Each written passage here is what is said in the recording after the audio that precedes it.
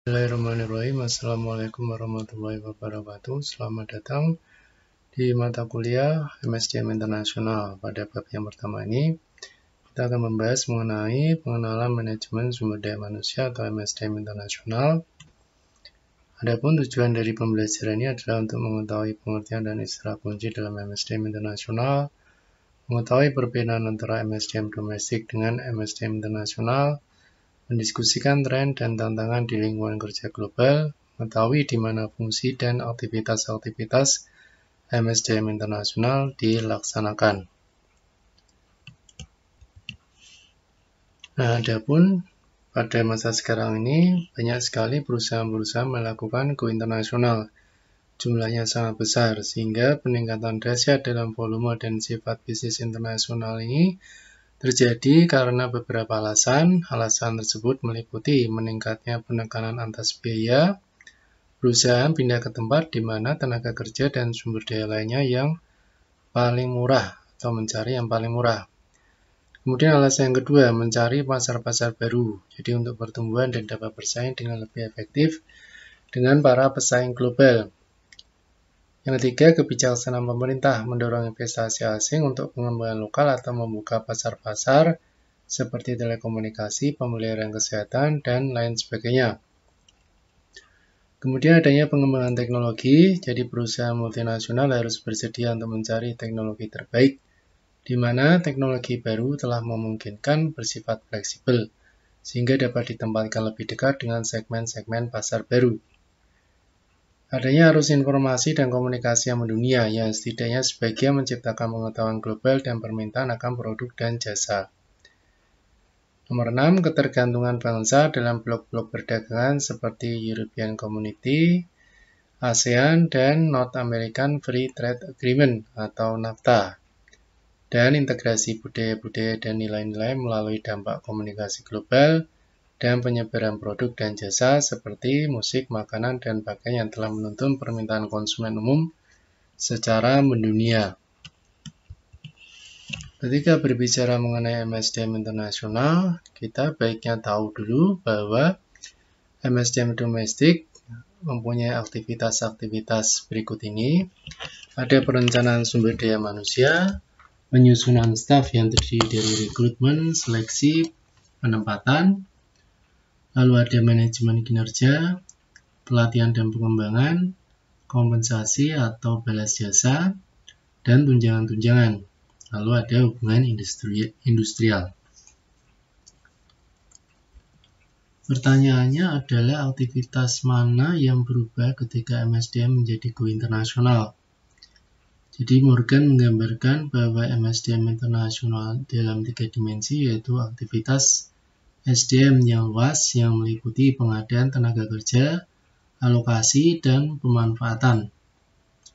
Lalu yang kedua, kategori negara atau bangsa yang terlibat dalam aktivitas-aktivitas MSDM internasional, yaitu ada negara tuan rumah atau host country, di mana sebuah cabang dapat ditempatkan. Lalu ada negara asal atau home country, di mana perusahaan itu memiliki kantor pusat. Lalu yang berikutnya ada negara lain yang mungkin menjadi sumber tenaga kerja, modal, dan input-input lainnya. Lalu yang ketiga, 3 kategori karyawan dalam perusahaan multinasional. Yang pertama, karyawan negara tuan rumah atau host country nationals. Lalu selanjutnya kita singkat menjadi HCN. Lalu ada karyawan negara asal, parent country nationals atau PCN. Lalu karyawan negara ketiga atau third country nationals. Jadi misalkan perusahaan multinasional Amerika IBM mempekerjakan warga negara Australia di kantor operasi Australia, maka dinamakan HCN. Lalu sering mengirim warga negara Amerika atau PCN ke negara-negara Asia Pasifik untuk penugasan dan mungkin mengirim beberapa orang karyawan berkebangsaan Singapura untuk suatu penugasan ke kantor operasi Jepang sebagai TCN. Jadi kebangsaan karyawan adalah faktor utama dalam menetapkan kategori karyawan. Morgan mendefinisikan MSDM internasional sebagai pengaruh, mempengaruhi, atau interplay di antara tiga dimensi, aktivitas SDM, tipe karyawan, dan negara-negara beroperasi. Kita dapat melihat bahwa dalam terminologi luas, MSDM internasional melibatkan aktivitas-aktivitas yang sama seperti MSDM domestik, pengadaan tenaga kerja merujuk pada perencanaan SDM dan penyusunan staf. Namun MSDM domestik terlibat hanya dengan para karyawan dalam satu batas nasional.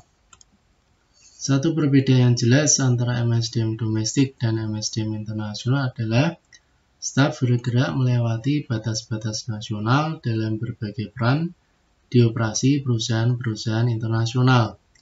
Karyawan ini biasa disebut sebagai ekspatriat. Jadi seorang ekspatriat adalah seorang karyawan yang bekerja dan tinggal sementara di suatu negara asing. Satu masalah fundamental dalam MSDM internasional adalah mengidentifikasi atau melatih manajer SDM yang meskipun mereka dibesarkan dari dan berpengalaman dalam satu kebudayaan, dapat mengelola dengan efektif orang-orang yang berasal dari kebudayaan yang berbeda, dan dapat mengembangkan praktik-praktik dan kebijakan-kebijakan di setiap lingkungan bisnis yang beragam di mana perusahaan beroperasi. Keputusan-keputusan harus dibuat menyangkut isu-isu seperti jumlah dan proporsi host country nasional, third country nationals, dan expatriate atau parent country nationals untuk ditempatkan di kantor-kantor dan pabrik-pabrik seluruh dunia. Di mana dan bagaimana merekrut individu-individu tersebut dan bagaimana memberi kompensasi terhadap mereka atas kinerjanya. Kemudian apakah praktik-praktik kepegawaian akan diseragamkan di seluruh lokasi atau disesuaikan dengan setiap lokasi. Yang membedakan antara MSDM domestik dan MSDM internasional adalah MSDM internasional ini dipengaruhi oleh 6 faktor. Jadi yang pertama, lebih banyaknya aktivitas SDM, kebutuhan untuk perspektif yang lebih luas, keterlibatan yang lebih banyak dalam kehidupan pribadi karyawan, perubahan dalam penekanan seperti campuran gugus kerja antara ekspatriat dan karyawan lokal, kemudian adanya pengungkapan resiko-resiko, dan pengaruh-pengaruh eksternal yang lebih luas. Selanjutnya, ada beberapa variabel yang memoderasi perbedaan antara MSDM domestik dan MSDM internasional. Jadi ada 4 variabel yang memoderasi. Di antaranya adalah ada lingkungan kebudayaan, industri di mana perusahaan multinasional terlibat, tingkat keyakinan perusahaan multinasional terhadap pasar domestik negara asal, dan sikap manajemen senior. Perusahaan-perusahaan multinasional atau perusahaan global biasanya menghadapi masalah-masalah ketika mereka membuka cabang di negara lain. Hambatan-hambatan itu antara lain yaitu yang pertama ada hambatan kebudayaan, kemudian ada proses-proses manajemen, lalu yang ketiga yaitu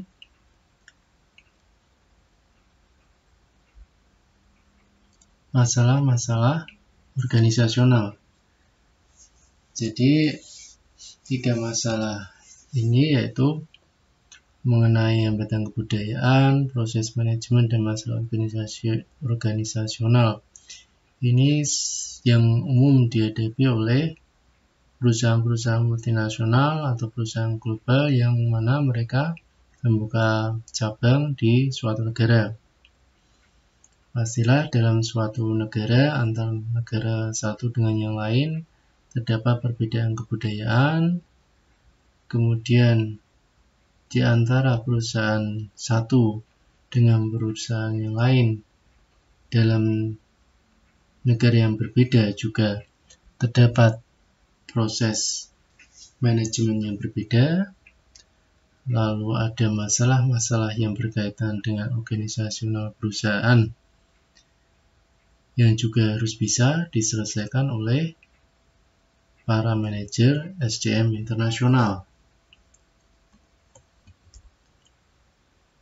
Faktor-faktor yang mempengaruhi lingkungan kerja internasional atau lingkungan kerja global yaitu dorongan untuk adanya perubahan, di mana perubahan ini dipengaruhi oleh adanya persaingan global, lalu adanya merger, akuisisi, dan aliansi, kemudian ada restrukturisasi dari organisasi, lalu kemajuan teknologi dan telekomunikasi.